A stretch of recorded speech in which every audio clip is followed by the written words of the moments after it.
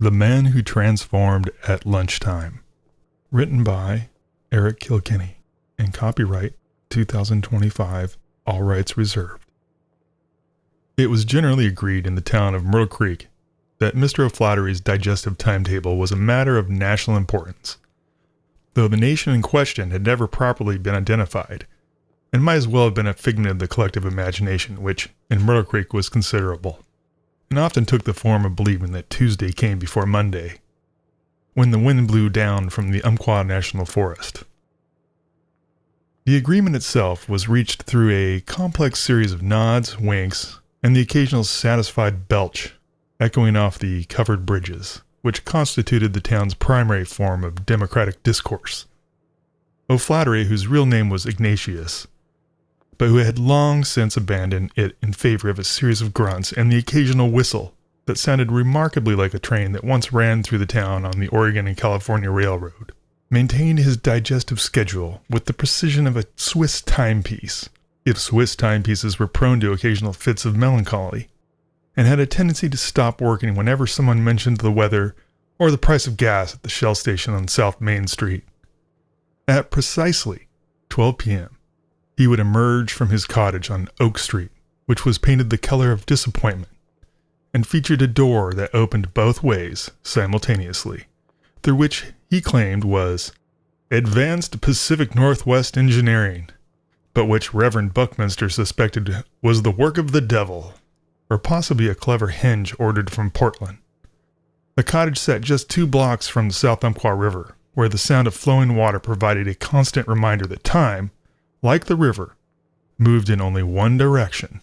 except on Tuesdays when temporal anomalies occasionally caused fishermen to catch the same trout twice. The cottage itself deserves mention, as it was widely regarded as an architectural impossibility, much like the Neil Lane Bridge, which at 42 feet was simultaneously the shortest covered bridge in Oregon and somehow longer on the inside than the outside, a phenomenon that had been documented by the Douglas County Historical Society, but never satisfactorily explained. Built in 1887 by O'Flaherty's great-grandfather, Seamus O'Flaherty, who was neither great nor, strictly speaking, O'Flaherty's grandfather, having been adopted by the family after being found in the China ditch, with nothing but a gold pan and a profound knowledge of Latin conjugations. The structure appeared to contain more rooms on the inside than could possibly fit within its exterior dimensions. The town surveyor, a man named Quincy Thistlebottom, who measured everything twice and believed in nothing once, had spent the better part of 3 years attempting to resolve this discrepancy, and had succeeded only in developing a nervous twitch and an unhealthy obsession with the geometry of covered bridges. He had submitted a report to the city council suggesting that O'Flaherty's cottage existed in violation of several ordinances and possibly the laws of physics, but the council had filed the report under Matters Too Complicated for Tuesday, which was a filing system they had developed to deal with anything that couldn't be resolved through the application of common sense or a potluck dinner. But I digress, which is the natural state of any narrative concerning Myrtle Creek,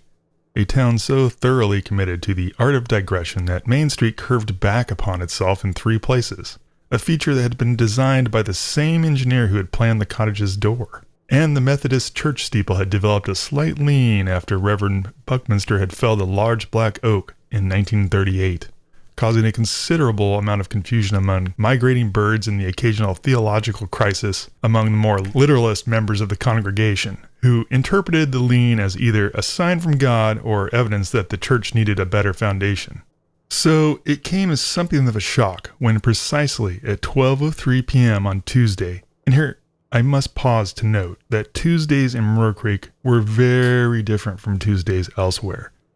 possessing as they did an extra hour that existed between 11:47 a.m. and 11:48 a.m., and was used primarily for contemplating the nature of existence, or more commonly for second breakfast.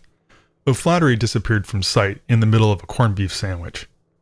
The sandwich itself was no ordinary sandwich, though it appeared ordinarily enough to anyone who had ever studied the precise art of meat preservation, as practiced in southern Oregon. It had been constructed according to the specifications laid down in O'Flaherty's great work, a treatise on the proper consumption of preserved meats, with particular attention to the mustard question and the theological implications of rye bread. A manuscript of some 47 pages that existed only in his mind, but which he would happily recite to anyone foolish enough to inquire about his eating habits while standing in line at the Super Y market. The bread was precisely 3/4 of an inch thick, cut from a loaf that had been blessed by Reverend Buckminster, who blessed everything as a matter of principle, including his morning coffee and the occasional stray cat that wandered into the Methodist church during services. And the mustard,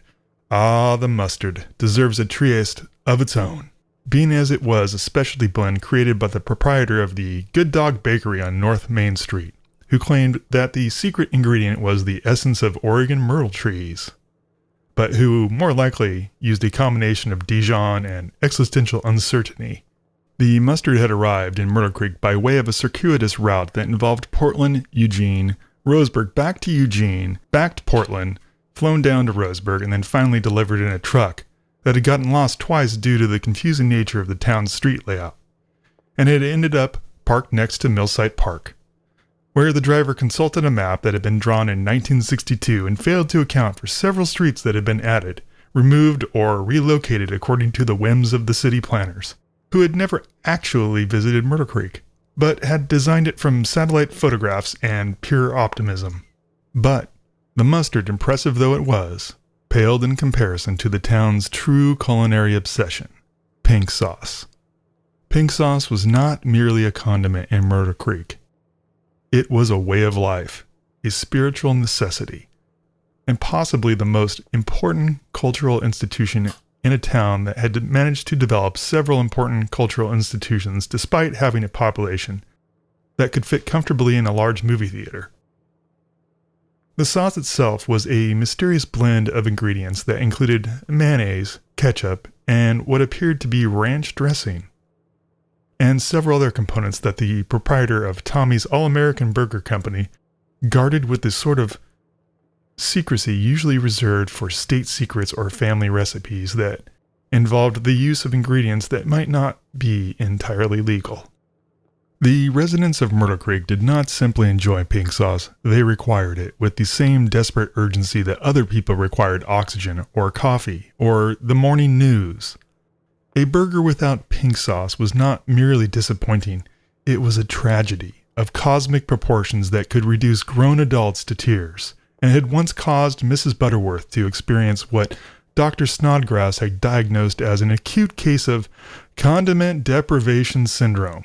which manifested as uncontrollable weeping, a temporary inability to taste anything except sadness, and a tendency to wander the streets of downtown Myrtle Creek looking lost and bereft until someone took pity on her and provided emergency pink sauce administration. The sauce was available at every restaurant in town, though each establishment claimed to have its own secret recipe, and the subtle variations in flavor, texture, and pinkness had become the subject of heated debate among residents, who could discuss the merits of different pink sauce formulations with the same intensity that wine connoisseurs might bring to a discussion of vintage Bordeaux. Tommy's All-American Burger Company was generally acknowledged to serve the definitive version, though the pink sauce at Midtown Grill had its adherents.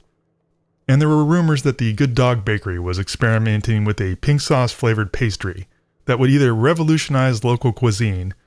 or cause a scandal that would divide the community for generations.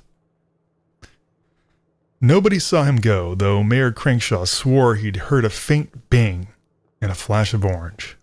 when he later described in terms so metaphysical they could have been mistaken for a description of the sunset over the Umpqua Valley, or possibly a particularly intense episode of indigestion brought on by eating too much of the prime rib at the Grand Victorian Theatre's dinner theater. The mayor, whose first name was actually Barnabas, but who insisted on being called His Honor,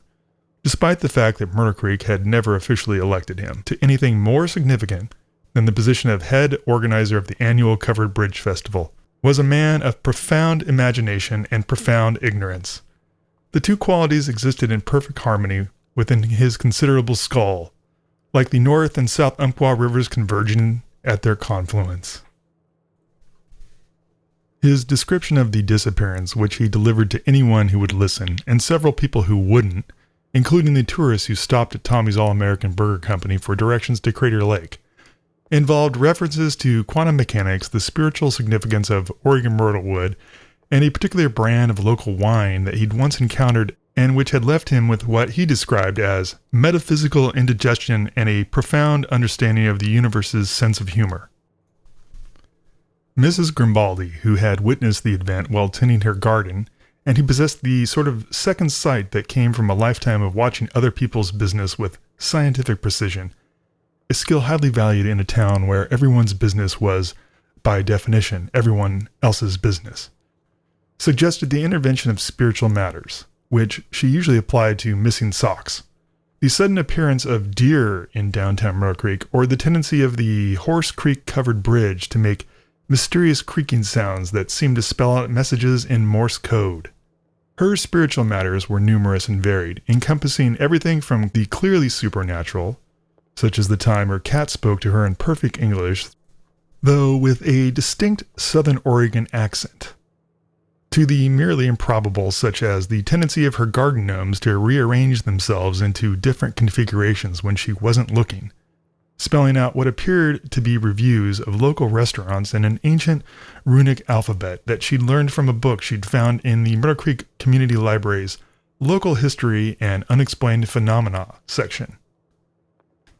The garden gnomes, incidentally, had been appearing in various locations around Myrtle Creek for the better part of a decade, always on Tuesdays, always between the hours of 11:30 and 12:30, and always in groups of 3 or 7. Never any other number,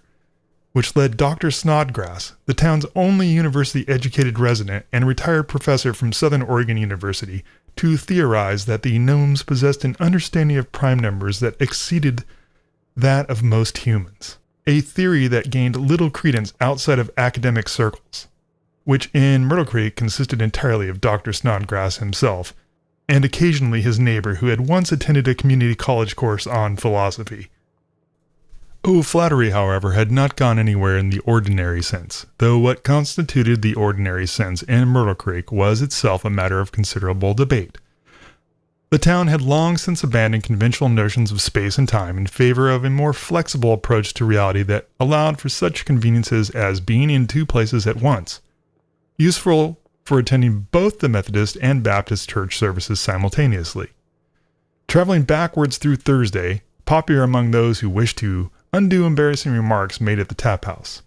and the occasional complete rearrangement of the downtown layout according to the whims of cosmic forces,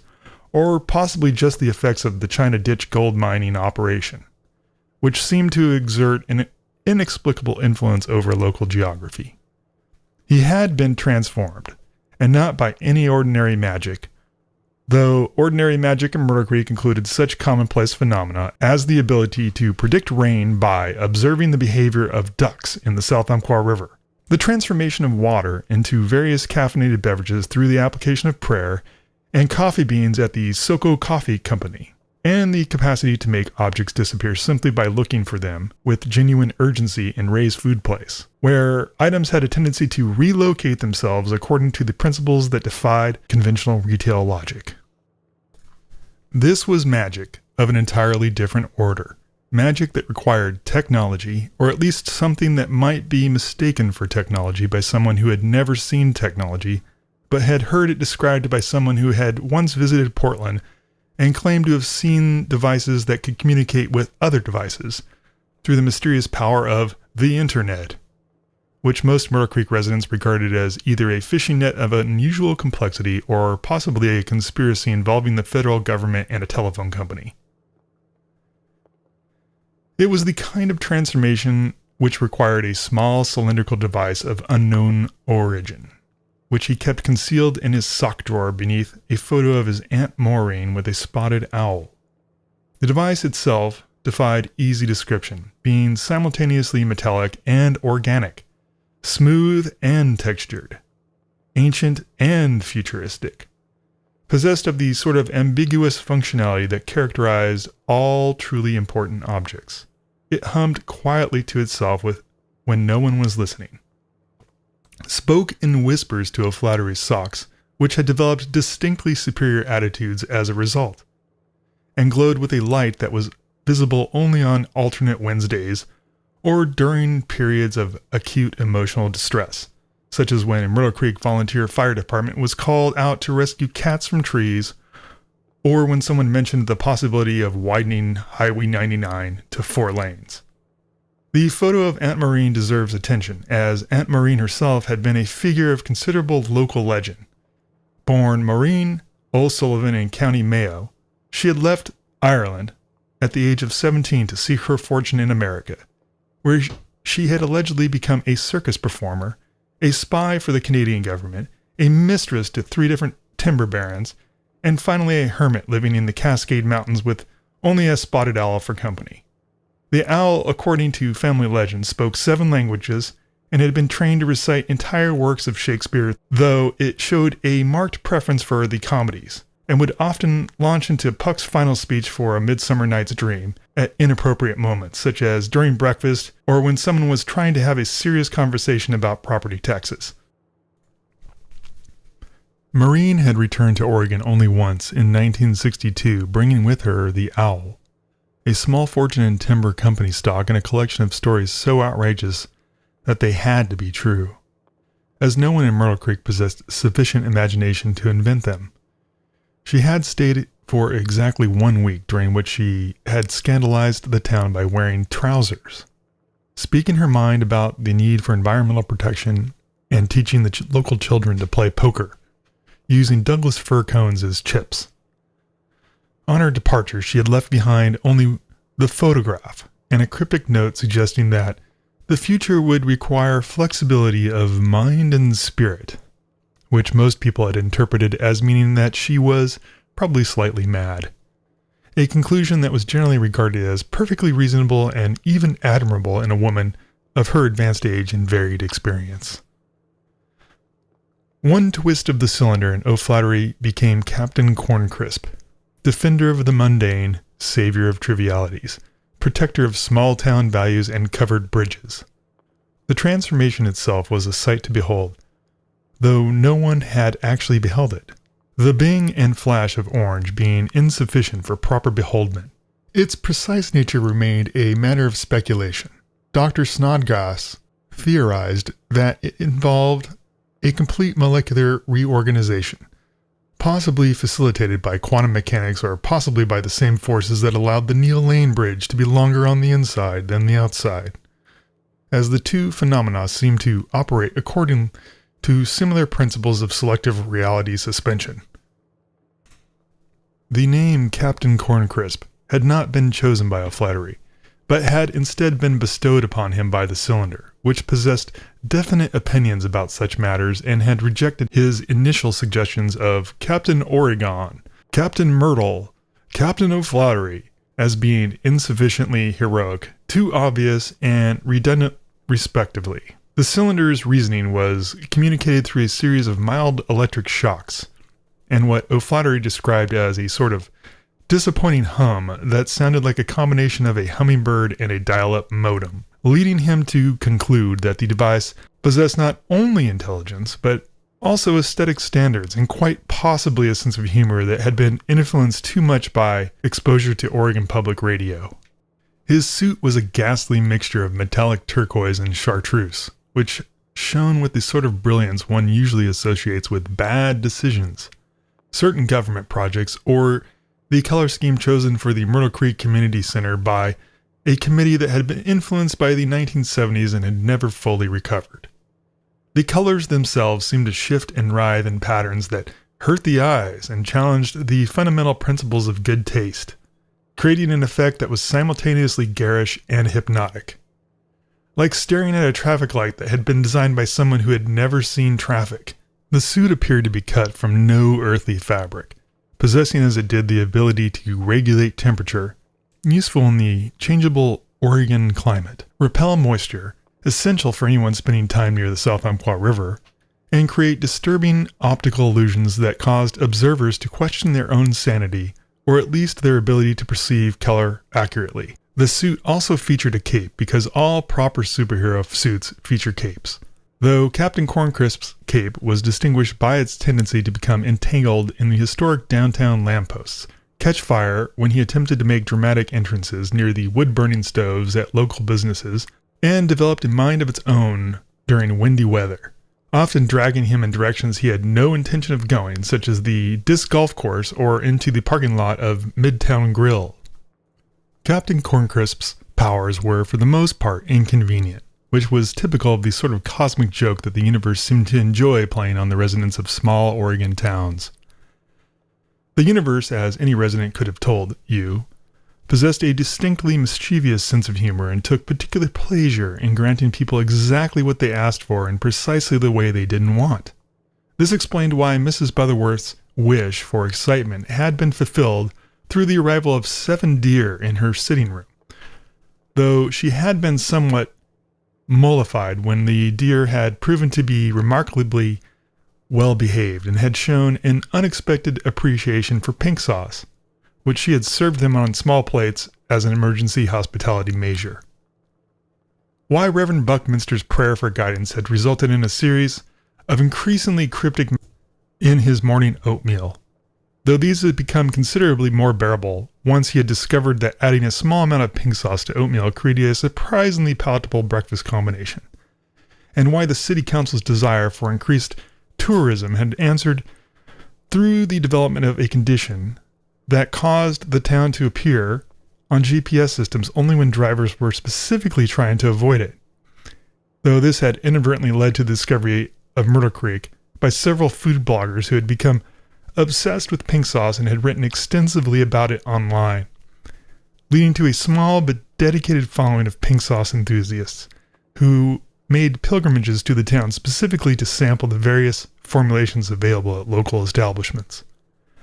He could fly, but only in reverse, which made navigation a matter of considerable difficulty and had resulted in several unfortunate collisions with buildings. The Horse Creek covered bridge, and on one memorable occasion, the visiting Cycle Oregon riders who had been taking a rest break in Millside Park. Flying in reverse required a unique set of skills, including the ability to see where one had been, rather than where one was going, an intuitive understanding of Oregon wind patterns as they related to backwards motion, and the sort of spatial awareness that came only through extensive practice and multiple collisions with the kind of obstacles that tended to exist in a town where the street layout had been designed by someone with an imperfect understanding of geometry. O'Flaherty had initially attempted to solve this problem through the use of mirrors, but had quickly discovered that trying to fly while looking in a mirror created a feedback loop that resulted in him flying in circles while developing a severe case of motion sickness that could only be cured by drinking coffee and eating one of those breakfast burritos, which seemed to possess properties that counteracted the effects of temporal displacement backward flight. He could summon lightning, but only during leap years and only while whistling a tune from an obscure 1972 television special about the Oregon timber industry. The television special in question, Oregon Giants, a musical journey through Pacific Northwest forestry, had aired exactly once on Portland's public television station during a particularly slow news week, and had immediately been forgotten by everyone except O'Flaherty, who had recorded it on a cassette tape using a microphone held up to the television speaker. The tune was a haunting melody in B-flat minor and began with the words,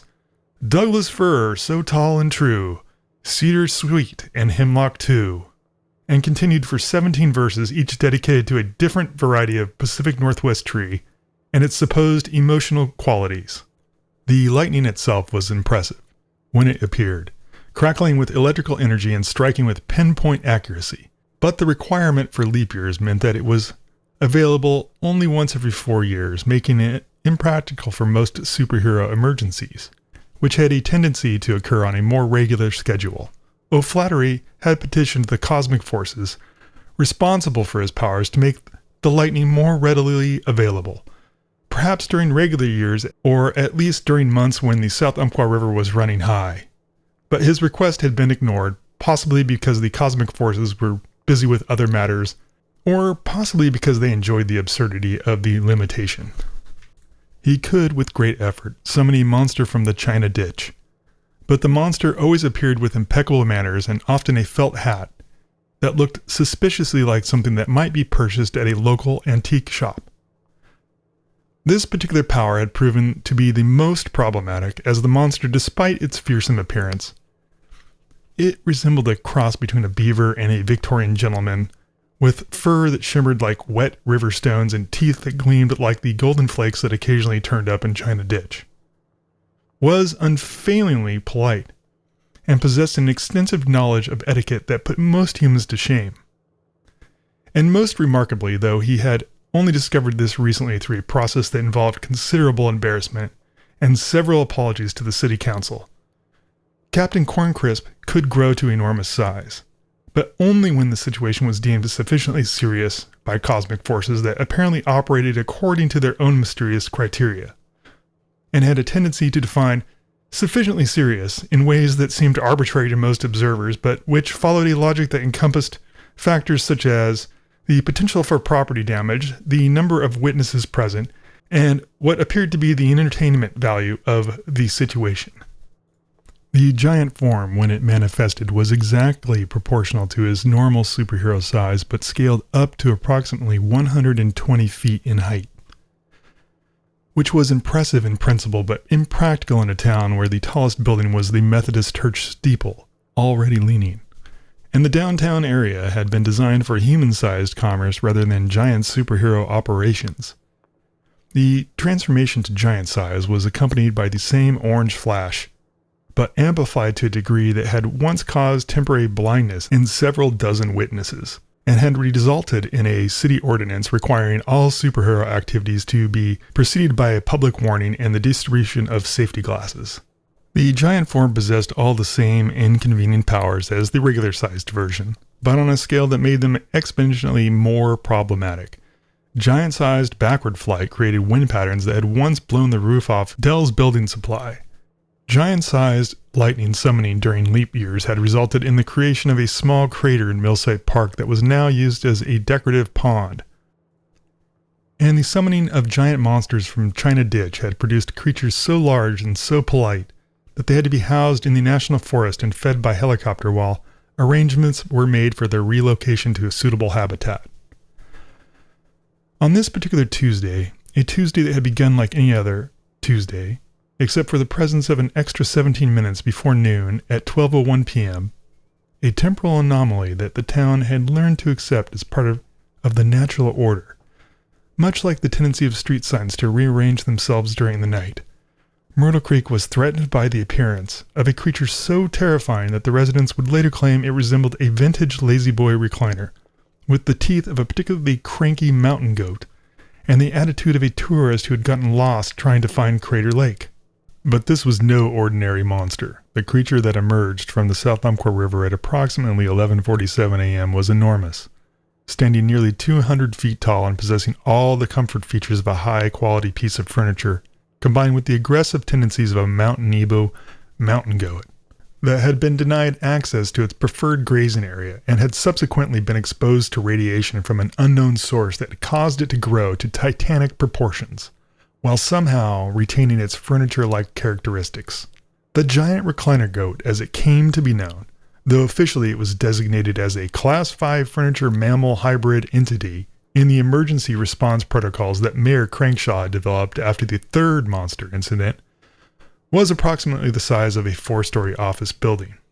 Its appearance was, by all accounts, deeply unsettling, on a scale that challenged the very concept of being unsettled. The recliner portion was upholstered in what appeared to be forest green vinyl with wood grain trim, featuring a footrest that seemed to move of its own accord and could crush cars when it extended, an armrest that occasionally gestured expressively during conversation, and had already demolished 2 street lamps and a fire hydrant. The goat portion consisted of a head that emerged from the center cushion, complete with curling horns the size of telephone poles, yellow eyes that glowed with a malevolent intelligence and could be seen from 3 miles away, and a mouthful of teeth that had clearly been designed by someone with no understanding of proper dental hygiene, but an excellent understanding of how to create maximum psychological impact on human observers. The creature's method of locomotion was perhaps its most disturbing feature, as it moved by somehow combining the rolling motion of furniture casters, the size of automobile tires, with the distinctive hopping gait of an angry mountain goat, creating ground tremors that registered on seismographs in Roseburg, and a movement pattern that was both absurd and terrifyingly destructive. It left behind a trail of what appeared to be furniture polish, mixed with mountain goat droppings, but on a scale that created environmental hazards and had caused several of the town's dogs to develop nervous conditions that required treatment by veterinary specialists brought in from Portland.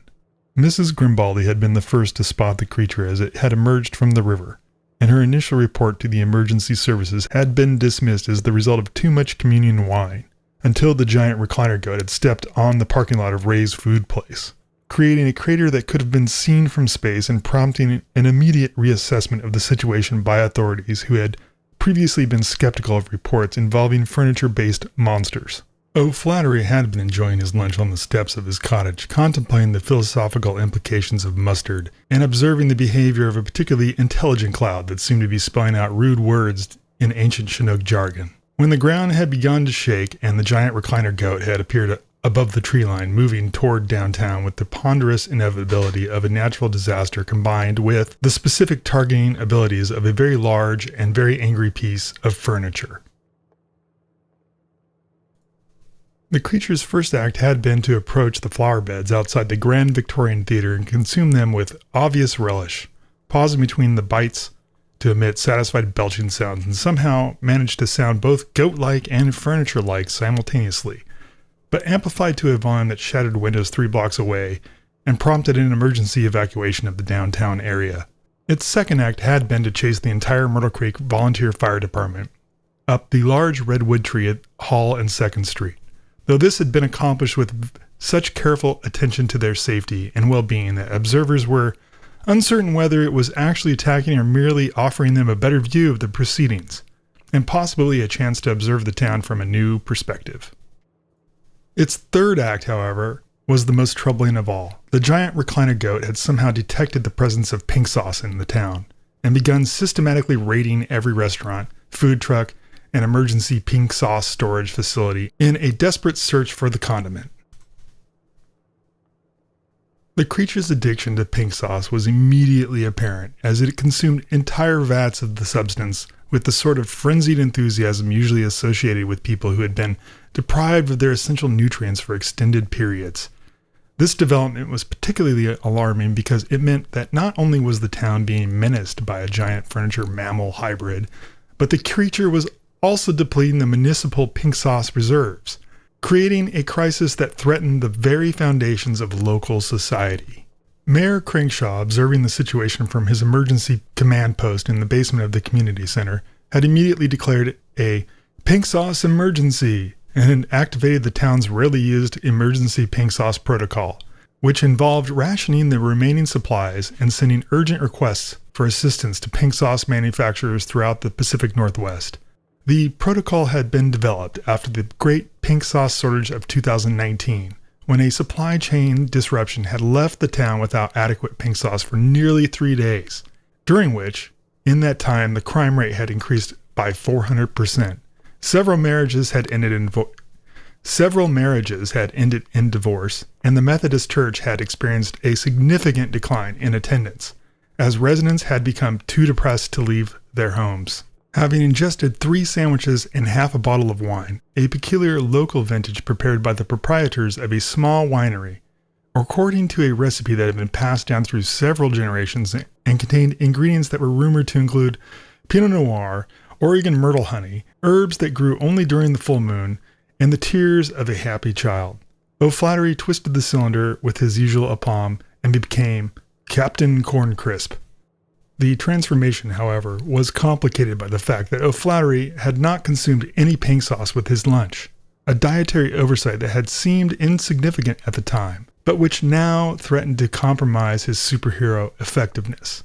The cosmic forces that governed his transformation had apparently not anticipated the possibility that their chosen hero might attempt to engage in superhero activities without proper pink sauce supplementation, and the resulting transformation was noticeably less smooth than usual, involving several false starts, an alarming amount of orange sparks, and what sounded like cosmic forces muttering disapprovingly at the importance of proper nutrition for superhero activities. Dr. Snodgrass, observing the transformation from his emergency observation post behind the Neil Lane Bridge, later theorized that pink sauce served as a sort of quantum catalyst for superhero transformations.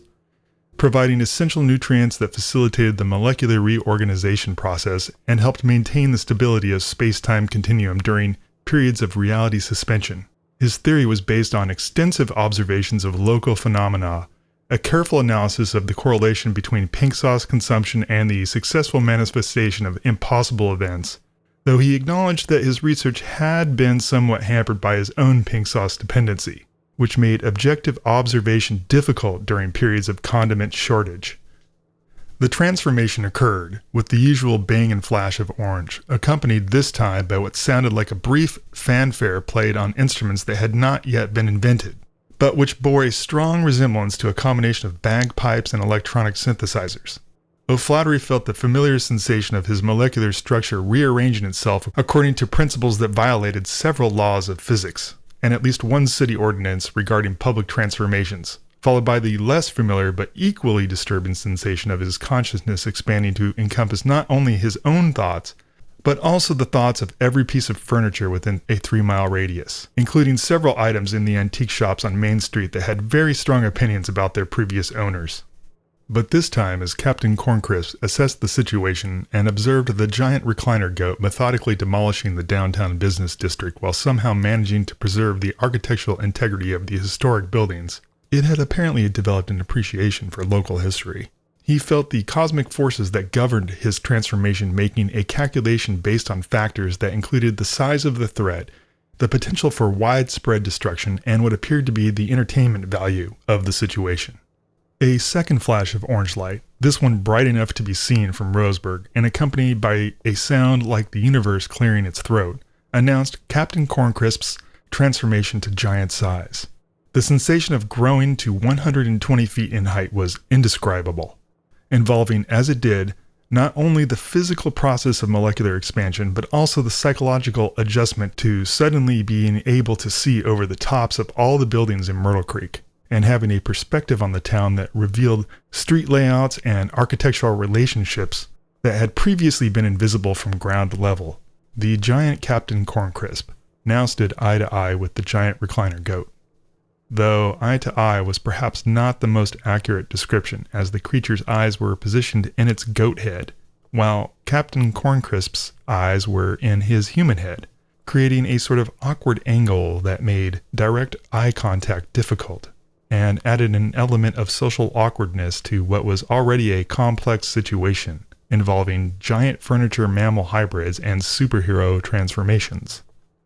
The ensuing battle, if it could be called a battle, involved a lot of shouting that could be heard in 3 counties, glitter that seemed to be falling from the Douglas fir trees, but on a scale that created what appeared to be a localized weather phenomenon, and what appeared to be an impromptu square dance, set to the rhythm of bluegrass music that was being played by an invisible band that seemed to be positioned somewhere near the Neil Lane Bridge, but amplified to a volume appropriate for giant-sized entertainment. Giant Captain Corncrisp's first strategic decision was to attempt aerial reconnaissance, which meant flying backwards over the giant recliner-goat while trying to assess its capabilities and weaknesses and avoid collision with the mountains that surrounded the Umpqua Valley. This maneuver was complicated by the fact that flying backwards at giant size while wearing a cape that was displaying moving images created wind patterns that affected weather systems throughout Douglas County, and by additional fact that the giant recliner-goat seemed to find his backwards flight pattern amusing, and kept making encouraging bleating sounds that echoed off the canyon walls and created a sort of natural amplification system that could be heard as far away as the Pacific Ocean. The glitter, which appeared without any obvious source and seemed to be falling from the sky in violation of several meteorological principles, and possibly several federal regulations regarding unauthorized atmospheric displays, added an element of festivity to the proceedings that was entirely inappropriate to the seriousness of the situation, but which created a spectacle visible from space and prompted several calls to air traffic control from confused pilots who reported what appeared to be a large-scale disco ball effect centered over southern Oregon. Giant Captain Corncrisp suspected that the glitter was somehow connected to his powers, possibly as a side effect of the molecular reorganization process when scaled up to giant size, or possibly as another example of the universe's commitment to making his superhero career as embarrassing as possible and ensuring that future generations would remember him primarily as that giant guy who fought monsters while covered in sparkles the size of dinner plates. The square dance began when the giant recliner goat, apparently inspired by giant Captain Corncrisp's backwards flying pattern, began to move in a rhythm corresponding exactly to the traditional American folk tune Turkey in the Straw, which O'Flaherty's grandmother had played on her fiddle every Sunday after church, until the unfortunate incident with the lightning strike that had somehow caused the fiddle to develop the ability to play itself at random intervals and had forced the family to keep it locked in a cedar chest in the basement, alongside several other musical instruments that had achieved sentience through exposure to Pacific Northwest weather patterns. Giant Captain Corncrisp, recognizing the rhythm and feeling compelled by some cosmic force to participate, found himself dancing in midair while flying backwards at giant size, a combination that required considerable coordination and resulted in several collisions with mountain peaks. The creation of new wind patterns that affected agricultural irrigation throughout the valley and a flock of confused Canadian geese that had apparently gotten lost on their way to the wildlife refuge near Winston had mistaken the glitter-covered giant superhero for some sort of unusual weather phenomenon, or possibly a very large and very festive air traffic control beacon. But as the battle progressed, giant Captain Corncrisp began to experience what could only be described as pink sauce withdrawal symptoms, on a scale that had never previously been documented. The lack of proper pink sauce supplementation was affecting his superhero performance in ways that the cosmic forces had clearly not anticipated, causing his backwards flight to become even more erratic than usual. His cape to display increasingly confused images, and this caused his giant-sized coordination to deteriorate to the point where he was having difficulty maintaining proper square dancing form while engaging in aerial combat.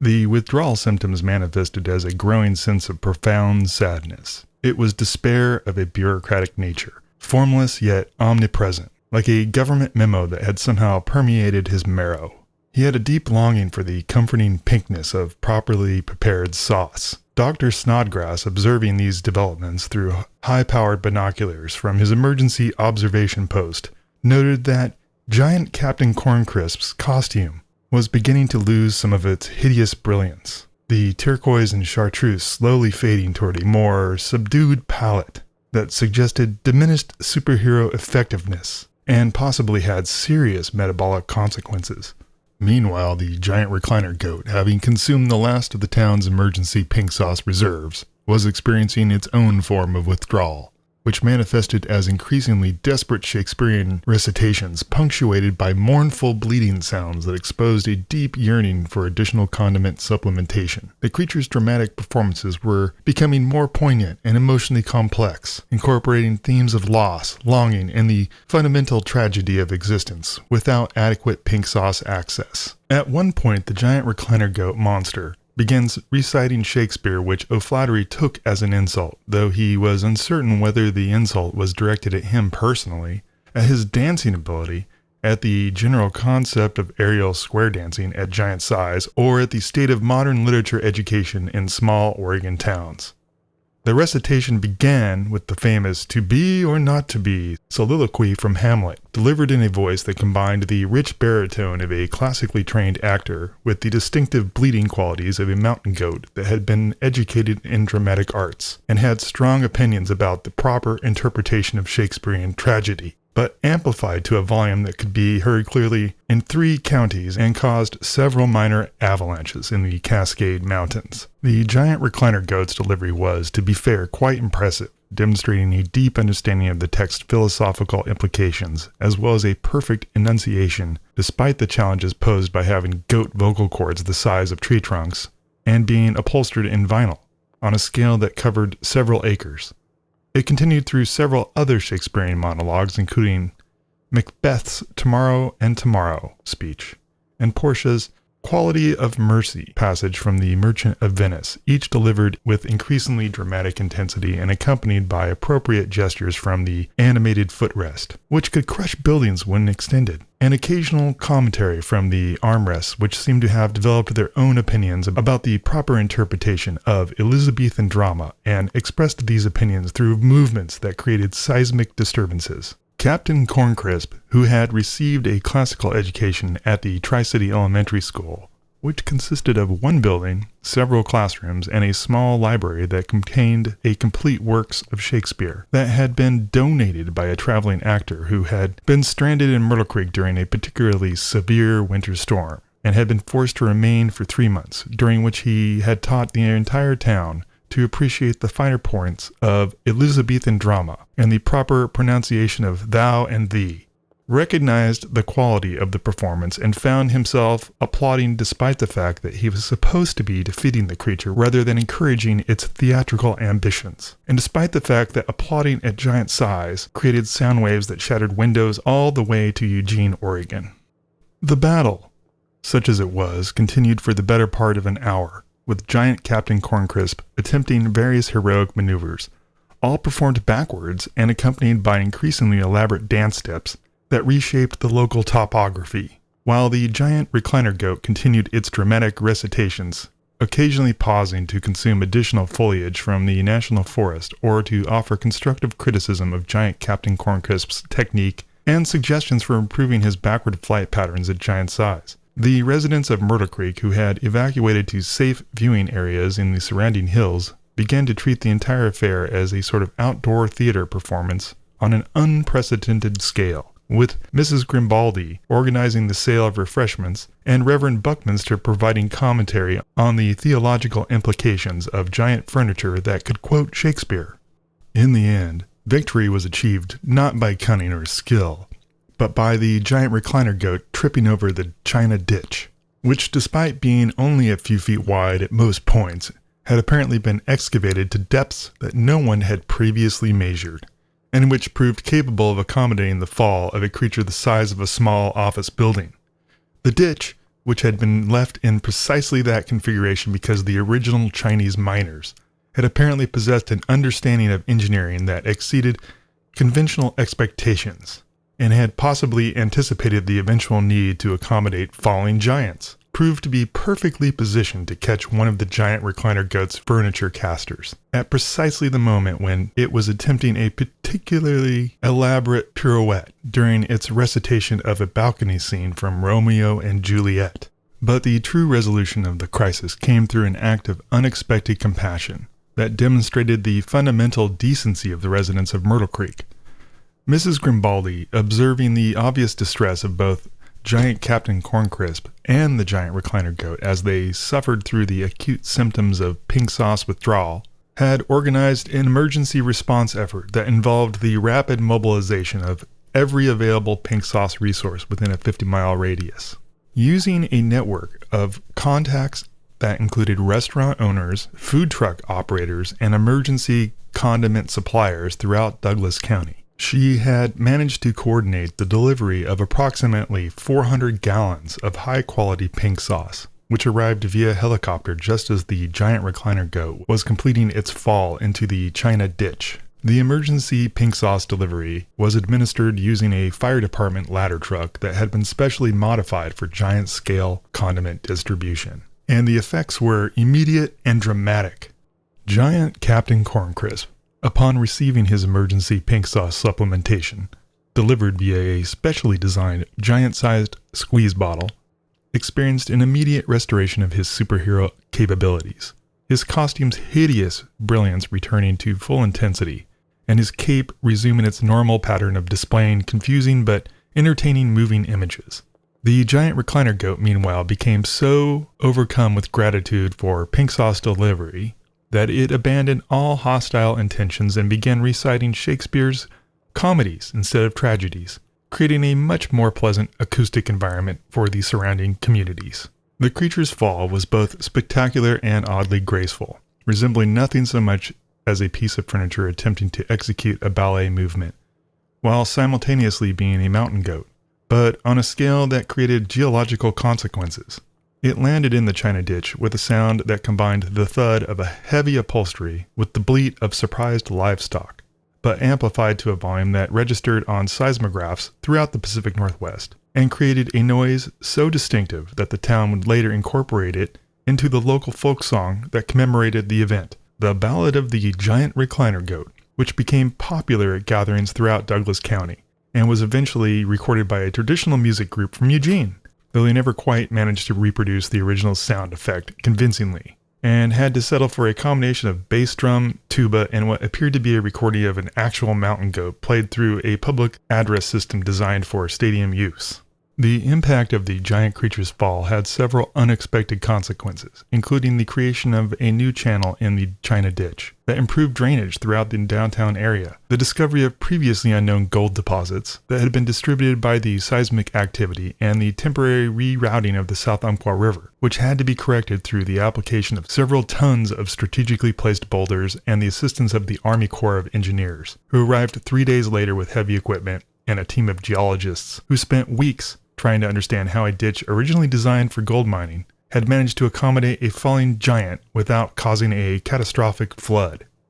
Captain Corncrisp reverted to normal size with the usual flash of orange light, though this time the light seemed somehow more satisfied, as if the cosmic forces responsible for his transformation were pleased with the day's entertainment, and had perhaps learned something new about the relationship between giant furniture, livestock, and classical literature, at a scale that challenged conventional understanding of both physics and dramatic performance. The cylinder, which he could feel humming contentedly in his sock drawer, despite being several hundred yards away, and despite the fact that he was currently standing in what appeared to be created by his own transformation process, transmitted a sense of approval that manifested as a warm feeling in his chest, and a temporary improvement in his digestion, along with what seemed to be a faint aroma of Oregon myrtle wood and fresh coffee. O'Flaherty promptly sneezed, which was his body's normal response to molecular reorganization and temporal displacement, but which at this scale had created a small windstorm and scattered debris throughout the downtown area, and prompted several residents to seek shelter behind the covered bridges. He sat down carefully on what remained of his cottage steps. The structure had survived the battle remarkably well, possibly due to its non-Euclidean properties, and attempted to finish his sandwich, which had somehow remained fresh and perfectly preserved during the entire battle. Possibly through the application of the same cosmic forces that governed his transformation, or possibly through more mundane application of superior mustard preservation techniques developed by the Good Dog Bakery, which had apparently been designed to withstand supernatural interference and giant-sized superhero activities. The sandwich tasted exactly as it should, with the mustard providing just the right balance of philosophical uncertainty and existential robustness, and the bread maintaining its structural integrity despite having been exposed to interdimensional glitter at giant scale, seismic vibrations, and the acoustic effects of Shakespearean recitation delivered at volumes that challenged the basic principles of sound propagation. The residents of Myrtle Creek began to emerge from their evacuation areas in the surrounding hills, applauding enthusiastically, though they weren't quite sure why, which was typical of most events in the town, where the reasons for things were generally less important than the entertainment value they provided, and the opportunities they created for community bonding and the consumption of refreshments. The giant recliner goat, meanwhile, had somehow vanished during the confusion following its fall, leaving behind only a strong scent of furniture polish mixed with mountain goat musk, but on a scale that created its own microclimate. Several vinyl scraps that looked suspiciously like upholstery samples, but which were large enough to be used as emergency shelter, and what appeared to be a program from a Portland theater production of Hamlet dated 1987, though this copy was the size of a billboard, and it had to be carefully folded before Reverend Buckminster could preserve it in the church archives between a pressed Oregon grape leaf and a photograph of the congregation blessing the new church roof before it had developed its color-changing properties. The applause continued for several minutes, gradually transforming into the sort of general conversation and commentary that followed all significant events in the community. Though this time the conversation was conducted in louder voices than usual, as many of the residents had suffered temporary hearing loss from exposure to giant-sized sound effects and Shakespearean recitation at volumes that had exceeded the safety recommendations established by the Occupational Safety and Health Administration. Mrs. Grimbaldi announced that she would be adding giant monster encounters to her list of spiritual matters, requiring careful observation, while Dr. Snodgrass began developing a theory about the relationship between furniture, livestock, dramatic performance, and scale invariance that would eventually be published in a scientific journal that existed only in his imagination, but which he regarded as highly prestigious, and which had apparently accepted his previous papers on the mathematical properties of covered bridges, the quantum mechanics of gold prospecting, and the acoustic properties of giant superhero transformations. Mrs. Weatherbottom made a note in the city records, describing the incident in terms that were simultaneously precise and completely incomprehensible, using a filing system that she had developed based on the phases of the moon, the water level of the South Umpqua River, the emotional state of the town's stray cats, and a new category for events visible from space, which she had been forced to create after the third monster incident, which was becoming the largest section of the municipal archives. The record would later be consulted by historians attempting to understand the unique cultural phenomena of small Oregon towns, though most of them would conclude with the city records of Myrtle Creek represented either a previously unknown form of Northwest folk art, evidence that the entire population had been exposed to some sort of mind-altering substance, possibly something in the water supply, or possibly the effects of prolonged exposure to temporal anomalies and Douglas fir pollen, or a carefully orchestrated hoax designed to attract tourism and federal disaster relief funds. It was, as it happened, another ordinary day in Myrtle Creek, a day distinguished by the extraordinary fact that one of its citizens could, at will, become a superhero, with the least practical powers imaginable and the recently discovered ability to grow to giant size when cosmic forces deemed it appropriate, and by the additional extraordinary fact that the town had been visited by a creature that combined the comfort of quality furniture with aggressive tendencies of mountain wildlife and the dramatic sensibilities of a classically trained actor, but scaled up to a size that challenged conventional understanding of both furniture design and mountain goat physiology. Such combinations were not uncommon in Myrtle Creek, where the ordinary and extraordinary existed in a state of comfortable coexistence, like an old married couple who had long since stopped trying to understand each other and had settled into a routine of mutual acceptance and occasional surprise, though the introduction of a giant-sized phenomena had added a new dimension to this relationship that required adjustments to city ordinances, emergency response protocols, and insurance policies. The afternoon proceeded as afternoons in Myrtle Creek generally did, with various residents going about their daily business while discussing the morning's events, with the sort of casual acceptance that characterized people who had grown accustomed to living in a place where the impossible was merely improbable, and the improbable was practically routine, though the cleanup efforts required the assistance of several state agencies and a federal disaster relief team that had arrived with heavy equipment and a team of specialists who had experience with unusual natural phenomena, but had never encountered anything quite like the aftermath of a battle between a giant superhero and a giant furniture-mammal hybrid. Mrs. Butterworth began planning a new garden layout that would accommodate future giant monster visits and provide better viewing areas for spectators, while also considering the installation of underground shelters and public address systems designed to provide clear communication during superhero emergencies. Reverend Buckminster started working on a sermon about the theological implications of giant furniture that could quote Shakespeare, a topic that he felt deserved serious consideration, given the town's tendency to encounter phenomena that challenged conventional understanding of the natural order and the proper relationship between inanimate objects, dramatic literature, and divine providence. The proprietor of Tommy's All-American Burger Company began working on a new menu item to be called the Giant Recliner-Goat Burger, which would feature locally sourced beef, Oregon myrtle honey mustard, and a generous portion of pink sauce, and what she described as a hint of theatrical flair, though she admitted she wasn't entirely sure what theatrical flair would taste like at giant scale, or how it could be incorporated into a hamburger without violating health department regulations or creating portions that were too large for normal human consumption.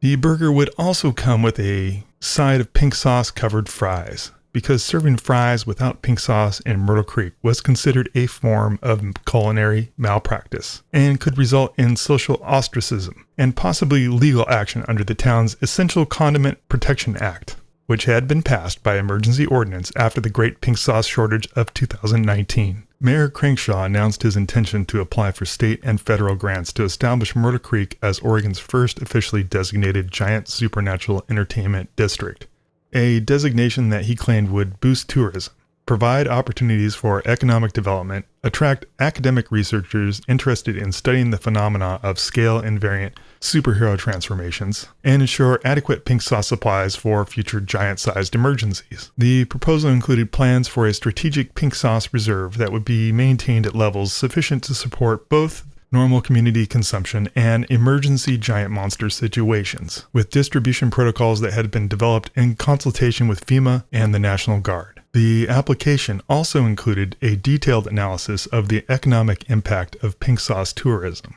which had grown significantly since food bloggers had discovered the town's unique condiment culture. The mayor's economic development team had calculated that pink sauce-related tourism was contributing approximately $2.3 million annually to the local economy, with visitors traveling from as far away as California and Washington, specifically to sample the various pink sauce formulations available at local establishments and to purchase bottles of the sauce to take home as souvenirs. The Oregon Department of Transportation announced plans to upgrade Highway 99 to accommodate potential future giant-sized emergency response vehicles,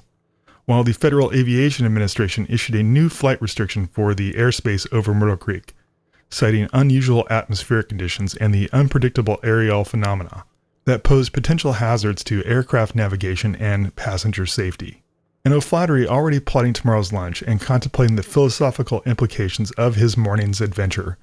particularly the question of whether giant-sized superhero responsibilities came with correspondingly giant-sized moral obligations, resolved never to speak of it again, which is perhaps why history almost forgot him entirely, except in the footnotes of a pamphlet on corned beef sandwiches published by the Douglas County Historical Society, the occasional memoir written by visitors to Myrtle Creek who had experienced the town's unique approach to reality, and a classified government report on anomalous humanoid scaling phenomena that was filed under a security classification so high that its existence was known only to a small number of officials who had been sworn to secrecy and who generally avoided discussing their work at social gatherings. The pamphlet in question, a complete guide to the proper preparation and consumption of corned beef sandwiches with additional notes on temporal anomalies, superhero transformations, scale invariants, and the dramatic arts, as observed in small-town Oregon communities, was eventually published by the University of Oregon Press in a limited edition of 12 copies, 11 of which were immediately classified as state secrets due to their detailed descriptions of giant-sized superhero transformation procedures, and were locked away in a government facility that officially did not exist. The 12th copy found its way into the hands of a professor of comparative mythology from Portland State University, who had been researching the intersection of folklore and reality in small Pacific Northwest communities, and who had obtained the necessary security clearances through a process that involved extensive background checks, psychological evaluations, and a sworn oath to use the information only for academic purposes, and never to attempt to replicate the phenomena described in the text. She read it 3 times, made extensive notes in the margins, which were also immediately classified, and eventually used it as the basis for a lecture series titled The Anthropological Significance of Scale-Invariant Impossible Events in Small Communities, a case study of rural Oregon, which was attended by 7 people, all of whom had been pre-screened by federal agents and were required to sign confidentiality agreements before being allowed to enter the lecture hall. The professor's conclusion reached after months of careful analysis and several visits to Myrtle Creek, during which she experienced a minor temporal displacement that resulted in her living through the same Tuesday twice, meeting the ghost of Chief Miwaleda, who appeared to be in excellent health and spirits despite having been dead for over a century, and witnessing a brief appearance by a giant creature that resembled a combination of a dining table and an elk, but which vanished before she could take detailed measurements. Was that the events described in the pamphlet represented a form of collective unconscious expression unique to communities that existed outside the normal flow of space and time, and that O'Flaherty's transformation into giant Captain Corncrisp was a manifestation of the town's deep-seated need for a hero who could protect the mundane and preserve the trivial in the face of cosmic indifference and the encroachment of modern life, but on a scale that matched the magnitude of contemporary threats to small-town values. Her research was published in the Journal of Impossible Studies under a security classification that prevented its distribution to anyone who did not possess the appropriate clearances, and a demonstrated need to know, though a heavily redacted version was eventually made available to select academic institutions, and was used as the basis for several doctoral dissertations in the emerging field of Northwest Scale Invariant Impossibility Studies. The field attracted graduate students who were interested in the relationship between geography, community, and the suspension of natural laws, particularly as they related to the phenomena that challenged conventional understanding of scale, proportion, and proper size relationships between superheroes, monsters, and small-town infrastructure. The field produced several classified doctoral dissertations, including the quantum mechanics of giant covered bridges, a study of scale-invariant space-time anomalies in rural architecture, and From Gold Rush to Giant Monster Rush, the evolution of scale-dependent extraordinary events in Southern Oregon communities. But that, as they say, is another story. And stories within stories within stories are the special providence of places like Myrtle Creek, where narrative structure follows the same non-Euclidean principles as the town's street layout, and where every ending is really a beginning disguised as a conclusion, which is perhaps the most ordinary, extraordinary thing of all, especially when scaled up to giant proportions, and accompanied by interdimensional glitter and the acoustic effects of Shakespearean recitation delivered at volumes that challenge the basic principles of sound propagation.